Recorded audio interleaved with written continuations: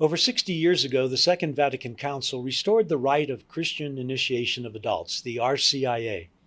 Catholic parishes have been celebrating this process to welcome new members for many years now. On this fifth Sunday of Lent, those to be baptized undergo the third scrutiny, the last of the rituals meant to examine their lives and discover the obstacles to faith, and to call on God to strengthen them in their new life of faith. We read the third of three stories from John's Gospel. Each offers us a very human experience in the life of Jesus. Today, he faces the personal experience of the death of his close friend Lazarus and the questions of Lazarus' sisters, Martha and Mary. Who among us hasn't been there? We can all identify with Jesus as he shudders with emotion over the loss of his friend and the grief of the two women. In that moment, we also witness a powerful challenge to the sisters' faith.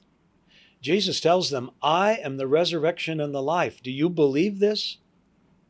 The reality of death of a loved one, or in our own lives, is something all of us must face. Our faith will be tested to some degree at that moment. For us, and for the candidates for baptism, the third scrutiny offers the same challenge Jesus gives to Martha and Mary. For me, the most powerful moment of the story comes when Lazarus emerges from the tomb, bound hand and foot.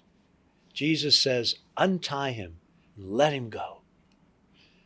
These words speak to my own life when sin and fear have me tied up.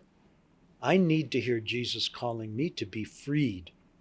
As a pastor, I've prayed for the candidates in this ritual, conscious of my own struggling faith, and asking God to free them and strengthen them as they approach the waters of baptism.